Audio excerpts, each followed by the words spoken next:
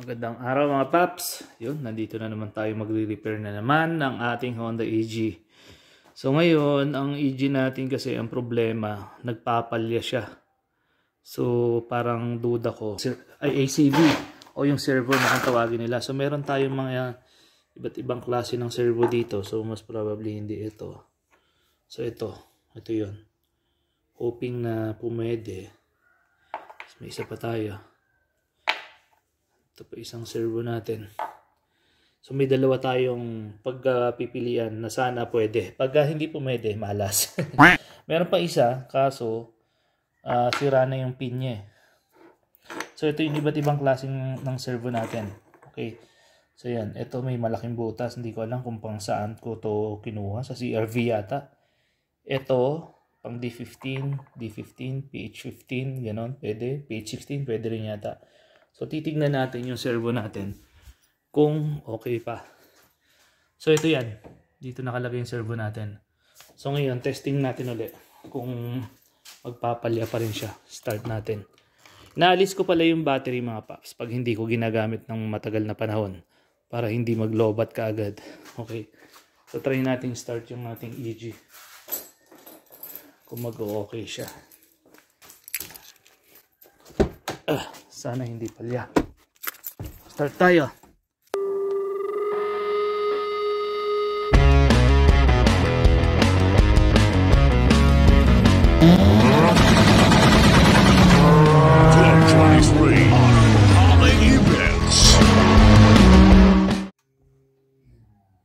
So namamatay naman yung check engine. Doon yung check engine niya dito. Hindi ko pa nililipat sa dashboard. Okay. Start tayo.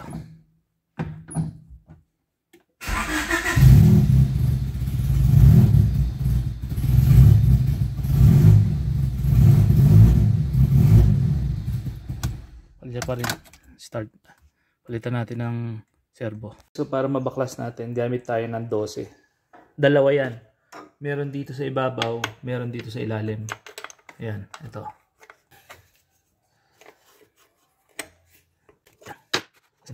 Anin natin ang long nose para ipitin natin to.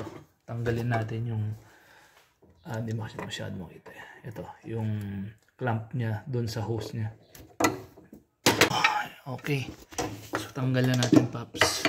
Ito yung naka-connect ang hose. Ayan, may clamp yan. Ayan yung clamp. Kailangan natin ipitin yan kasi dumadalo yung tubig dyan eh. Okay. So baklasin muna natin. Nilinis ko na to actually. So hindi natin alam kung anong problema for some reason. Okay. Okay, so ang gagawin natin paps. Sige. Lilipat ko lang tong hose na to kasi binaypas na yan eh. So lipat ko lang dito. Testing muna natin tong isa na to kung ayos. Ano ba sinasabi dito? Wala naman. Old. Okay. Itong isa medyo malaki yung butas eh. Alam kung pang anong sasakyan to. So itong dalawa lang ang match. Okay. Pagpalitin natin muna. Ito ilipat ko muna dito. Okay. So ito yung luma, ito yung bag, ito yung surplus na bagong stock natin. So titingnan natin kung okay ito. So salpak muna natin. By the way, ito siya. Ito yung tornilyo niyan dalawa na binaklas ko. Ayan. Okay. Tapos meron, ito yung ano niya, yung tag ito, connector niya. Ito. Connect mo lang diyan. Where's it? Ayun, pumasok na. Okay, so sana all goods. Sana hindi mag-check engine. Check engine nandun. Okay. Start.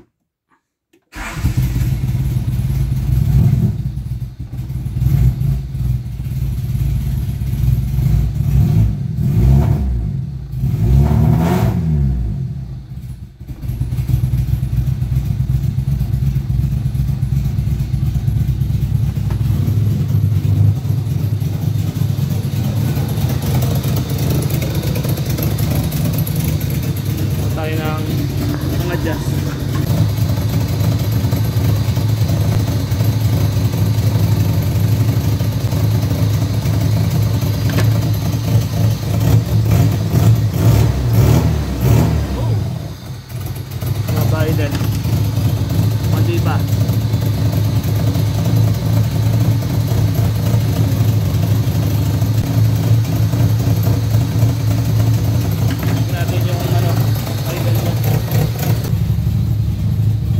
baba pa rin yung minor niya.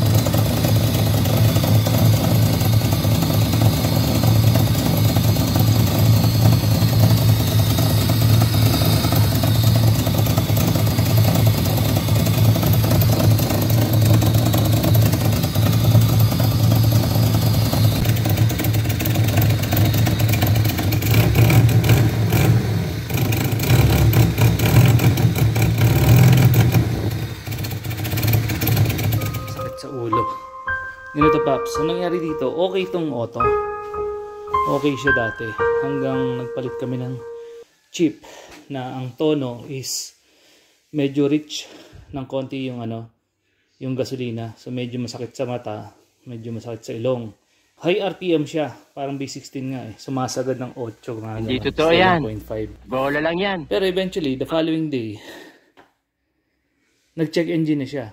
Tapos wala na, nagpalya na. So, binalik ko uli yung dating chip na yung dating tono nito. Okay na uli. Tapos, nung binalik uli yung chip na tinetesting namin, yan na. Nagpalya-palya na siya. So, ganun na nangyari. So, kanina nakita ninyo, palyado siya. Tawag dito. Kahit anong adjust, talagang mapalag yung makina. So, ngayon, ang ginawa ko, may nakita kaming solusyon. May nakita kami ni Kuya Elmer. Ito yung TPS kasi, mamaya kakalasin ko yung Paps. Ito yung TPS. So, tinanggal ko to, yung socket niya. Ito, hoping makatulong sa mga newbie or sa mga bigisa na problema yung ganito. So, palyado siya ha, palyado. Na okay naman dati dahil lang sa chip na nagpalit kami. So, ngayon, ito yung socket niya. So, ilalagay ko yung socket ha. Ayan, so nakalagay sa. Hindi ko masyadong hinigpitan ha. Ayan, lang natin ng konti. Ngayon, nakalagay yung socket. Nagtataka ako kapag umaandar na siya tapos nagre-rev ako. Ayun na, ito yung check engine yan. May kita nyo, yan, may ilaw na yan. Yan. Pag tinatapakan ko yung gas pedal, umiilaw. Ayun o. Umiilaw. So, nangyari, iniisip namin ni Kuya Elmer kung bakit. Dahil nga yung masyadong rich yung gasolina. So, tinanggal yung socket ng TPS. Nung tinanggal socket ng TPS, kahit tapakan mo yan, hindi siya nag-check engine. So, parang may problema sa TPS. So, ngayon, bago yon, ang gawin muna natin, start natin na nakakabit yung TPS, yung socket niya. Tignan natin kung palyado pa. Although nilinis, pinalitan ko na yung servo.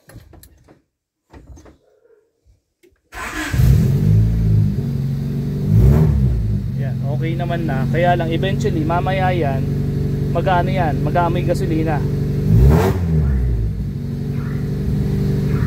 Okay. Pero ang pinaka main problem natin is pag tumatapak ako, chumi-check engine siya. Ayan o. Pero pag hindi nakasaksak sa TPS, hindi siya nag-check engine. So most probably TPS ang problema. So kakalasin ko yung TPS. Okay. So Paps, ito yung yung TPS niya, natanggal na natin. The reason why ganito to. Yan, parang mahaba yung bilog niya. Pwede mo kasing i-adjust yan. I-adjust mo ganun. Parang i-advance mo. Parang ganun. Andito siya nakalagay. Malapit sa servo. Yan. Ito, talagang palya-palya siya, 'di ba, nung unang ni-start natin. Pinalitan ko na 'to. Surplus yung servo pero okay na 'yan, yung IACV niya. Nag-improve, pero still ang problema ko kapag tumatapak ako ng halimbawa nag-high revving ka, nag-check engine. So, napagtanto namin ni Kuya Elmer ito. Nung inalis niya yung TPS, yung socket, kahit tapakan mo, hindi siya nag-check engine. So, most probably, nandito yung problema. Okay, so ngayon, order muna tayo. Ang TPS, ito, may 3 pins siya. D15 yung makina natin, mga paps, may 3 pins, tapos ganito itsura niya. Okay, so meron dito. Gagalaw to eh. Okay, so yun. Tingnan natin. Order muna tayo. Tapos balikan ko kayo mga paps pagdating ng order natin. Kung lalabas pa rin yung ganong sakit na kapag tinatapakan ng high revving nag-check engine. Okay? Tsaka masyadong rich yung fuel. Okay. 3 days later. Naikabit na natin. Ayun na siya. Salpak na natin yung battery natin. Hiniram ko kasi ginamit sa Altis natin kanina. Ayun na siya. Sapak naman. Pasok naman. So, tingnan natin kung aandar. Sa hoping na umandar na to ng maayos. Alright. So, nakakabit na natin. Moment of truth. Tingnan natin. Ano natin? Pintuan. At masyado mausok. Hoy, hindi na rin maamoy yung usok. Saan natin yung pinto? Okay. So, ang gagawin natin, ilalabas tong EK natin. Tapos ilalabas yung EG para matesting natin. So, ilalabas din tong mga to. Yun lang. Medyo marami-rami. Okay, habang pinapainit natin, labas muna natin itong mga motor. So, medyo nasa 1,200 hindi, 1,500 yung idle natin. Hoping na bumaba.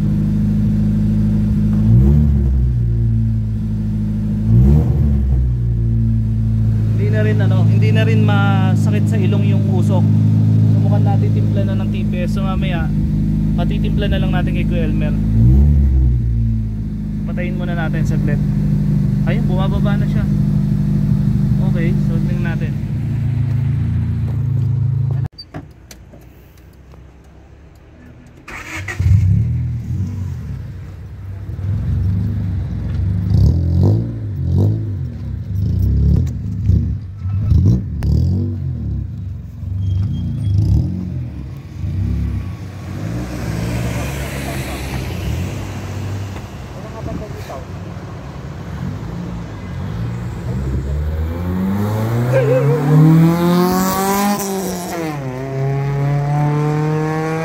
Following Thursday. Ito naman paps, nagpa-prime yung fuel kaso yun nga masyadong mausok.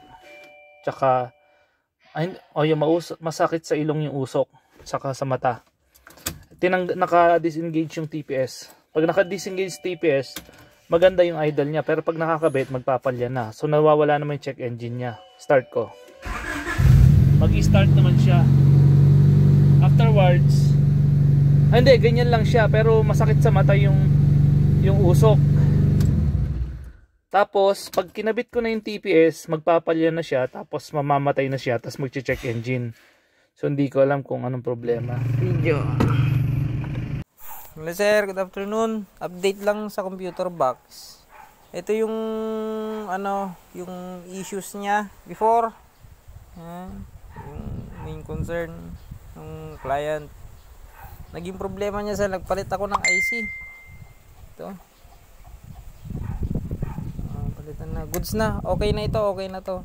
And then tong isa, itong walang fuel prime. Ayan. As usual, nagpalit tayo ng fuel prime IC. Ito sir. Ayun naman siya. Ayan. Pinilitan. Labo lang video.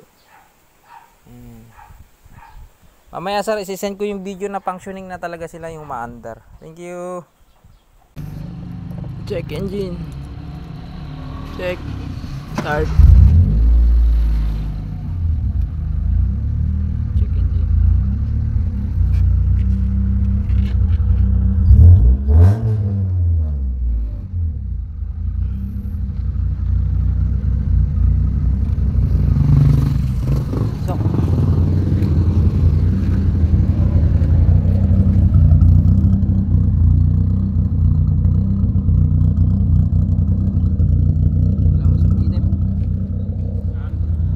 Good morning mga paps, ganda ng araw.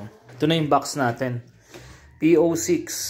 Ang nangyari, ito yung masakit sa mata yung usok eh. So ang nangyari, kasi kakatono. Nasira daw yung IC. Yan, ito yung pinalitan. Pag mabaho usok, nagpapalya, namamalya, abnormal yung box, IC ang sira. Ito na may isa, ayaw mag-prime ng fuel.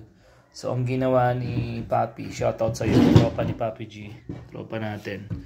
So saan na ba yung pinalitan niya? Ito. Ayaw mag-prime ng fuel. Yan yung tinira niya. So yan. So ngayon testing natin, pero kampante naman sila, so far so good sabi nila. And then pinakita na may video na nakasalpak to sa auto nila. So ngayon testing natin sa AG natin. So tara.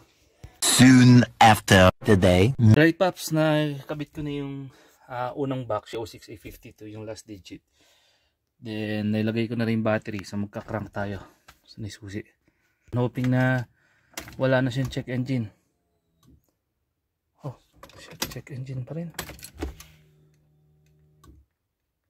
Oh, okay.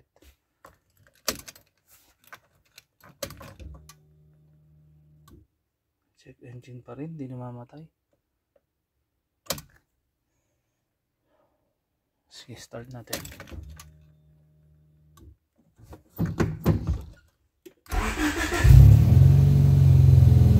Start naman, pero check engine pa rin.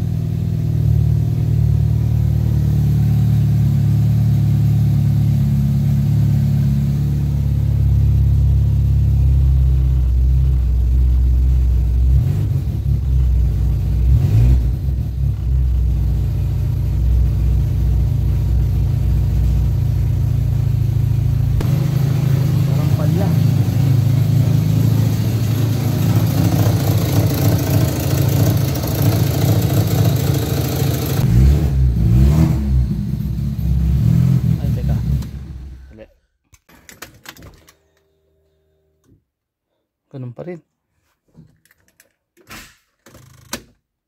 Tumutunog pop sa box. Oh, yung box na to Pops, ito yung masakit sa ilong, yung masakit sa mata yung usok. Ganun pa rin. Masakit sa mata, tas check engine pa rin. Ngayon, ito namang isa. Salpak natin. Ito yung ayaw mag-prime ng fuel. Titignan natin kung mag-prime yung fuel. Kabit ko. Salpak ko yung battery.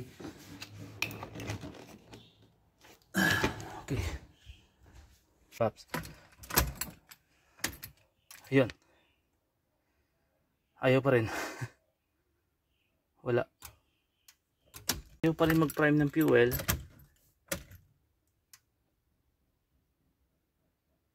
Wala. Ito. Pangatlong try. Ito yung ayaw mag-prime ng fuel. Masira yung box. Kaya hindi ko na itutuloy. Na-start.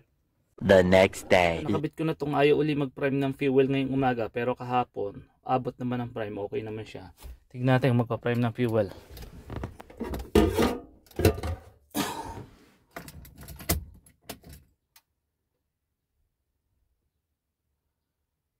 Wala akong naririnig. Wala talaga Pops. So ngayon, since palyado ito, itong masakit sa mata ang usok, baka yung chip yan, hindi maganda to. Pagpapalitin ko uli ngayon. Isa pa. Ayun, mag-prime ng fuel. So ito na yung dalawang box, binalik ko na yung pareho nilang chip. Kasi kanina, palyado tong isang box na yung yung masakit sa mata ang usok ito. Nung nilipat ko yung chip nito dito. So ngayon, nalilito na ako kung paano ba. Sige, tatry ko ulit. So binalik ko na siya kung ano yung forma niya. Tsaka kung ito hindi na magche-check engine or kung hindi na siya palyado. Start ko. Okay. So ito yung masakit sa mata yung usok. Start natin. Magpa-prime ang fuel. Pero check engine pa rin. Start natin kung hindi magpapalya.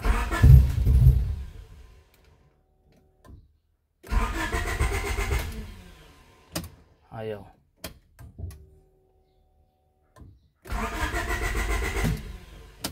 Ayaw. Parang box ang problema. Ayaw niya mag-start. So try naman natin tong isa. Ito. Okay. So nakasaksak na tong nakasaksak na tong ayaw mag-prime ng fuel. Ayaw talaga. 24 hours later. Okay, dadalhin uli natin yung ating computer box. Yung padala natin sa Victory. At ayaw pa rin tumino ng box ng EG natin. So gamit natin ito, Scoopy ni Red. Hiramin muna natin. Ganda ng araw. Bisitahin natin yung Fortuner natin kay Kuya Elmer. Pinigil muna natin itong Scoopy ni Red. Oh. Ganda rin, no? Okay. Ganda ng araw mga paps. Linis tayo kaya tinakpan na natin to. And then si Fortuner natin, nilagay natin doon, nilinis na rin natin. Sinamantala yung gandang panahon dahil nag-uulan. So ngayon mga paps, ito, naglinis tayo pala actually ng ating mga alaga. So ito, yung EG natin, kung matatandaan ninyo, nagka-problema siya sa akala ko kung wiring or kung ano man ang naging problema. Nagpalit tayo ng TPS and everything. Pero eventually, dalawang box yung ginagamit ko. Talagang yung isa ay mag-prime ng fuel. Yung isa, nag-i-start, nagre-redondo, mi-start pero palyado. Ito namin, computer box ang problema. So ngayon, ginawa na ni Brother Ben. Shoutout kay Brother Ben ng Carmen, Pangasinan. Yung ating box, nagpalit siya ng IC para sa pag-prime ng fuel. So titignan natin kung aandar na. Okay. Sinalpak natin actually. Testing natin kung aandar. Yung si Sergio, pinasok na natin. Makaramdam naman ng shade. Ng lilim. Makaramdam naman ng lilim ang ating alaga. At 24/7, ilang taon din na nasa labas yan eh. Okay. Tapos nag-vacuum na rin tayo. Linis, no? Ganda natin ang sasakyan. Malinis. Okay. Paapa tayo eh. Okay, so ngayon, start natin. Try natin kung magpa-prime ng fuel. Hoping na talaga mag-prime nga siya ng fuel. Okay, at nang magamit na natin. Check engine. Ayaw. Ito na yung yung box natin. Nakasalpak na. Try kong i-on yung ignition. Wala. Check engine, steady check engine. Ayaw. Right, good evening mga paps. Kararating lang natin, lakas ng ulan. So nilinis muna natin tong ating EK. So ngayon, pinick up natin kay Papi Rainier yung natin eh. Asan ba yan? Nawala. Okay, yung relay natin. Main relay, kung tawagin. Tingnan natin yan. Okay. So ito na yun, paps, main relay. So, yun nga. Ang tagal natin itong natin, EG. Kasi, basta ganun na nangyari. Pinagawa natin kay, shoutout kay Papi Ben, dito sa Carmen. Yung magaling na gumagawa ng box. Naayos niya na yung box. Tapos, pinadala niya rito, same pa rin yung problem. So, ngayon, nag-call a friend tayo. Shoutout kay Sir Pox. Ito. Diniagnose niya, hindi ko na na-cover ng video kasi medyo nagmamadali. Ang problema, shoutout din kay Boss Mario ng Autosmith. Ang sabi rin ni Boss Mario, main relay ang problema. Kasi kung bakit ganon, ang nangyari pala kasi, napagtanto namin, yung relay ko palang gamit, ito, galing sa online racing. So ibig sabihin, mumurahin lang. So ang nangyari, okay, so anong nangyari, dahil online racing lang to, mumurahin lang. Although mabigat ang purpose lang nito kasi nung time na nasira yung main relay natin, wala akong ma-order na original, wala rin akong mabilan na surplus. Kaya bumili ako sa online racing. 500 plus lang to. Gumana naman in a siguro few months nagamit-gamit, pero hindi ko masyadong ginagamit talaga tong EG. Tapos nung nagtono kami uli, nagdagdag kami ng doon sa chip namin, nagtono kami. Yun na, nagkandaloko-loko na. So to find out, according kay Papi Ranel, yung IC kasi nito hindi kaya yung mga nakatono na box. Kaya nangyayari, nahihirapan siyang humigop ng gasolina o mag-prime ng fuel. So ngayon, bumili ako sa kanya na to. Tinesting naman natin dyan kanina sa EK natin. Okay naman. So ngayon, tetestingin natin dito sa EG natin, hoping na ito na sagot. Kasi sabi ni Papi Pox, 80% ito problema. Kasi diniagnose din niya na inexplain niya kung bakit nagkaganon. Yun nga. So hoping na ito na makakasagot sa ating matinding problema at na matapos na natin tong ating video dito sa ating AG. Okay, kabit natin. Tara Paps, kabit na natin. By the way, bumili na rin pala ako ng ano nito.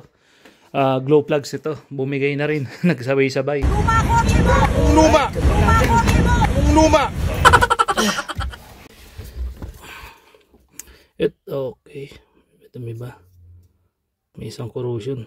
Linisin na nga rin natin. Ito, buga natin Paps. Ang dami corroded eh. Okay, so nangyayari kasi dito, abnormal yung dating relay. May time na, halimbawa, ginamit mo ngayon, napaandar mo. Basta napaandar mo na, uminit na, kahit maghapon mong gamitin, okay. Pero pag lumamig na, kinabukasan, ayaw na umandar. Ayaw na humigop ng gasolina. Tinotopak yung relay. That is according sa sa mga electrician na tumingin kay Sir Fox tsaka kay Boss Mario. So ngayon, advice niya, bumili ako nito. Surplus original. Na-score natin 1.5 kay Papi Ranel. Nagtanong ako sa mga shop, original 4,250. So medyo hindi kaya ng budget natin kaya patuloy natin, kaya hindi ko nabili. So dito muna tayo. Moment of truth, kabit na muna natin. Ayan, so nakabit na. Okay. So on lang natin, kunin natin susi, tapos paandarin natin.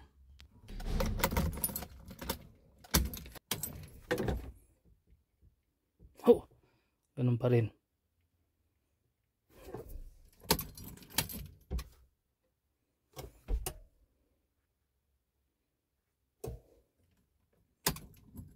Ang sakit kasi nito mag-start ngayon, no. Kinabukasan ayaw na naman humigop ng gasolina. So sakali man mag-start to, bukas pupurbahan natin. Hayaan natin na nakakabit lahat, tapos i-start. Pag bukas nag-start ulit, all goods na yan. Accessory on, ignition on. Ayun, humigop na siya. Start natin. Ayun. Okay. Mandar na. So hindi natin matesting kasi gabi na mga Paps. Bukas natin testing. Pero okay naman ang takbo nito eh.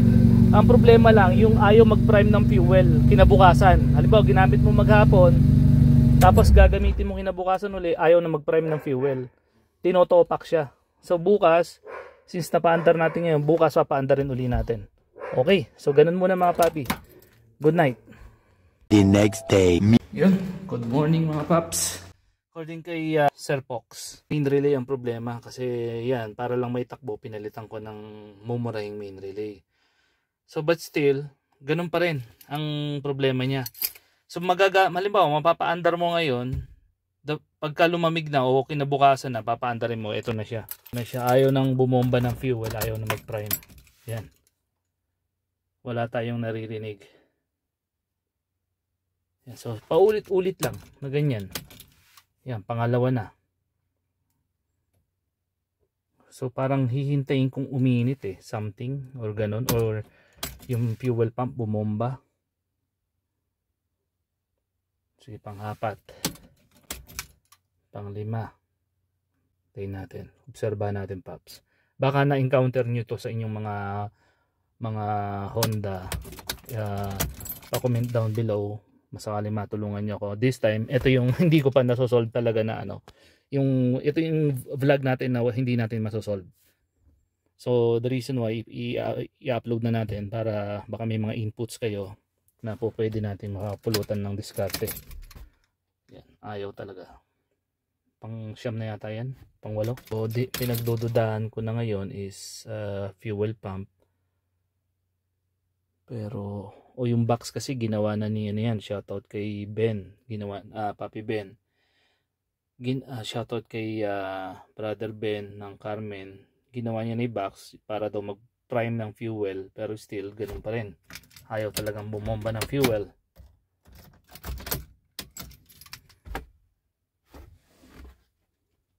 Alog-alog. Wala. So steady check engine kasi wala tayong naririnig na bumubombang fuel. Try nga natin i-crank. Ganyan lang yan, hindi talaga magtutuloy kasi nga wala siyang gasolina na nahihigop. Binaklas natin tong main relay. Ito, na-testing talaga to, goods na goods to. Main relay na bili natin. Second hand, surplus. Ito yung pinaka socket ng main relay. Dati yan, corroded. Ngayon, nilinis na namin. So, malinis na siya. Advice ni Sir Fox, palitan daw itong main relay mismo. Baka ito may problema. So, hindi ko pa napapalitan dahil wala pa akong mabili. Pero, may time kasi mag-o-okay, mag-hindi. Okay. So, ngayon, sige, try natin balik, Paps. Balik natin itong main relay. Tingnan natin kung i-start. Minsan, ganyan ginagawa ko. Babaklasin ko, ikakabit ko. Ayan, mag-o-okay na. Okay. Magkabit na.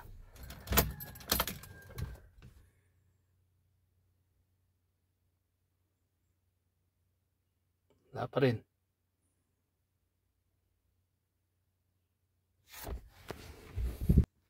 Pero pag yung isang box ang nilagay ko, bobomba siya. Try natin ilagay isang box, Paps. Okay, so ito yung isang box na palyado naman kapag umaandar. Pero ginawa na rin ni Brother Ben. Pero pag nakasalpak dito, palyado pa rin. So hindi ko alam kung ano bang problema. Wiring ba or fuel pump ba o yung box. Okay, so kabit natin to isang box. Baklas na tong isang box. Parehas na PO6 to, Paps. So kakabit naman natin tong isa. Okay, so nakabit na yung isang box. Ito yung ito yung bumobomba siya talaga. Pero palyado. Pagka umandar na, okay, tapos try natin kung bobomba siya uli. Ayun na rin. Ayun. Ayun, bumomba pero steady check engine. Ganyan siya. May start natin.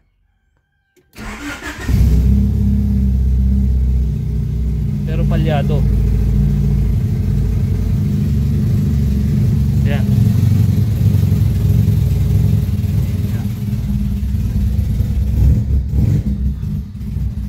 Palyado. Okay, ito yung maririnig natin kasi pag bumomba eh. Yun. Magi-start siya. Ayaw na uli. Ayaw magtuloy. Sige, so try natin to. Ngayon, dahil bumomba na ng fuel, pag nilagay ko tong isa, andar na yan. All the way. Dire-diretso na pag uminit na. So, yun mga Paps. Sige, try natin uli. Kabit natin to isa. Okay, ito na uli yung ayaw bumomba ng fuel, Paps. Yan. Okay, so nailagay na natin. Ngayon, since may nahigop na siyang konting fuel, bobomba na yan. Ayaw pa rin. Tomorrow for sure. Eventually. Paps, matapos nating gamitin itong isang box na ayaw bumomba ng fuel. Halimbawa ngayon, bobomba. Parang tsambahan eh. Kinabukasan, pag pinark mo na ng gabi, kinabukasan, ayaw na naman bumomba. Ito naman, permis ang bomba ng fuel, pero palyado, steady check engine. So, hindi ko alam kung box ba ang sira o ano, kasi pinagawa ko na pareho itong box eh. Okay naman sa ibang sasakyan pag ginamit nila. So, ngayon, ito, purbado, box ito ni Maton, sa VTI niya. Tetestingin natin. Kapag ito nag-okay ngayon, papaandarin natin. Then, papatayin, kinabukasan, start ulit. Pagka okay ito, so most probably, baka nga box pa rin ang problema or wiring. Okay, so comment down below mga Paps kung ito yung na-encounter. So try natin i-swap to, palitan natin. Baklas na itong dalawang box, kabit natin itong kay Maton. Testing natin. Kung okay, so alright. Okay, so nakabit na natin. So, try uli natin kung aandar. Ito yung check engine niya. Okay, so start natin.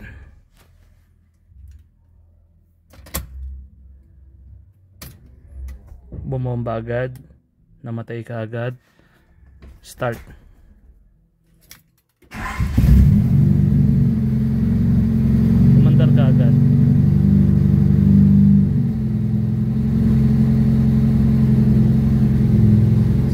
palya box ang problema talaga. Kasi umandar siya, ganda na andar, walang palya.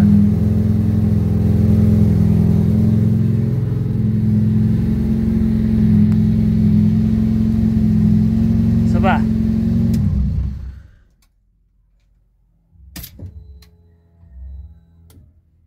okay.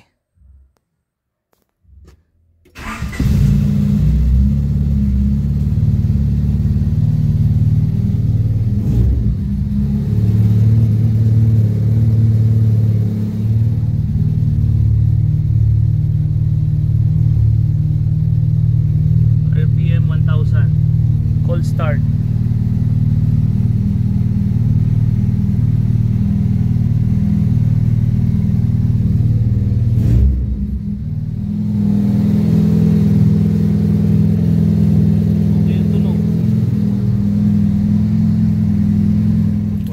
Ganda ng araw. Testing natin itong ating EG. So iniram natin yung box ni Maton. Okay, kahapon ko pa ito in-start tanggal. Ay, kahapon ko pa ito in-start. Wala siyang palya, walang check engine, at nagpa-prime o may bumobomba rin yung fuel. Ito yung kay Maton. Yan. So ito yung box natin na napagtanto kung mukhang box talaga pa rin ang problema, hindi wiring. Start tayo, cold start. Check engine. Check. Okay, so namatay. Start tayo. Okay, no? Quick start. Napaka-easy. Box talaga problema natin. So ngayon, testingin naman natin kung kung magpapalya bang umaandar. Kasi on and off lang tayo kahapon, ng crank lang tayo ng engine eh. So ngayon natin malalaman kung papalya pa to. Okay, tara.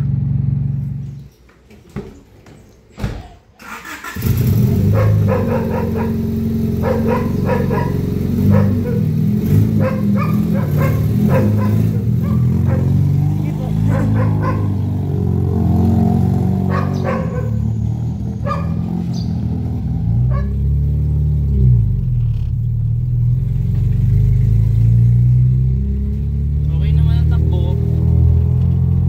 Walang check engine, walang palya. Malakas din humatak. So napagtanto ko talagang box ang problema. Nasira nung isang nagtono nito. Marunong daw siya. Pinalitan namin yan. Parinig kita sa mukha eh. Marunong siyang sumira. Marunong siya sumira ng box. So yan. Yung isang box ko sira na tuloy. Yung isa dati nang ayaw bumomba ng fuel yan eh. Yun. Okay. Siguro mga pa-comment down below. Pero yung dalawang box na yan, pag ginamit ko sa iba, okay naman. Nagpa-prime ng fuel, tapos hindi palyado. Ewan ko kung bakit. Yung sa shoutout kay Papi Ben, ginawa niya yan, okay naman dun sa pinagsalpakan niyang sasakyan. Pero dito sa sakyan ko hindi. Ewan ko kung bakit. Sa pang testing, Paps, naiikot na natin. So tignan natin ulit kung okay pa siya. Pero talagang tansya ko, box na problema nito. Ayun yung box ni Maton. Ito yung dalawang box ko. Yan. Kaya lesson learned. Huwag na tayo magtitiwala dun sa mga marunong daw magtono kunwari. Kaya rin pala marunong manira. Alright, so sige, start tayo. Ayun, bumubomba agad. Oh, diba? Kahapon pa yan. Starts hindi ako. Okay naman, walang problema, hindi rin palyado. So ngayon, testingin natin uli. Actually, tinesting ko na kanina. Isa pang testing, Paps.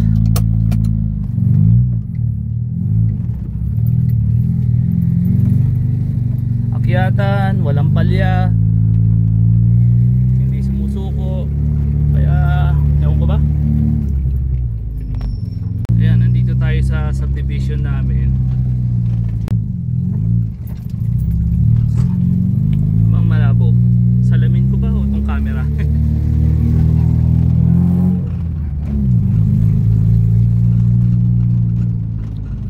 Okay, so talagang yun na yun. Yun na problema nun. Computer box. Hindi na ako magpapatono sa hindi kilalang o sa bago-bagong nagtotono lang. Sinira yung box natin. Sayang, mahal pa man din ang box ngayon. Kaya lesson learned ulit. Ulitin ko, wag na kayong magpatono sa hindi kilala. Pinagkatiwalaan ka lang kasi dahil bago-bago. Yun nga, suporta nga sa mga tropa. Pero eventually ako rin pala magsasuffer dahil nasira yung box ko. Ako rin magpapagawa. Although ginawa na ni Papi Ben yan, ng Carmen. Pero ang problema, dito sa kotse ko ayaw talaga eh. Pero sa kotse niya na pinagtestingan, okay naman. So yun din, nalilito ako kung bakit ganon. Pero yung mga box na yan, pag kinabit ko sa ibang sasakyan, pwede. Ewan ko kung bakit. Dito lang sa akin ayaw.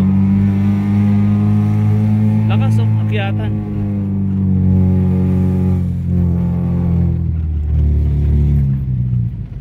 Alright, sige Paps. Na rin muna tayo Paps, para hindi sayang ang gasolina. Bili tayo ng isda, ang parapsa. Ayun oh, may isda kaya masarap. Isda at saka talbos ng kamote mga Paps. So sakay na tayo sa ating sasakyan. Ito na siya, yung engine natin. All goods. Box pala ang problema. Kaya ngayon bibili tayo ng box kay Papi Pox. Yung box na yan, paparepair ko na lang or benta ko na lang, bahala na yung makabili kung paano niya ipaparepair. Naman din sa kurbahan Paps.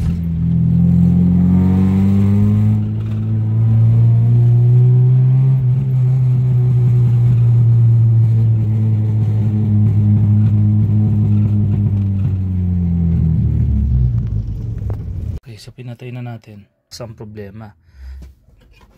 Pero ang tanong, kapag itong isang box na to, yung ayaw bumomba ng fuel sa atin, pag nilagay ko sa kotse ni Maton, bomba rin kaagad siya ng fuel. Tapos ginamit din ito ng gumawa. Punta ng Subic, kahit saan, ilang araw siya doon. All goods naman. So, comment down below mga Paps kung na-encounter nyo yan or may mga inputs kayo. Ako naman po ay hingi ng tulong sa inyo. Matulungan nyo ako sa problemang EG ko. Alright, so yun mga Paps. Dating gawi, syempre wala kayong na kapulutang diskarte ngayon dahil ako humingi ng tulong sa inyo. Okay, like, comment, share, and subscribe pa rin mga papi. Yun, pwede yung box ni Maton. Sa pang start, check engine off, bumomba na rin, start. Mandar siya.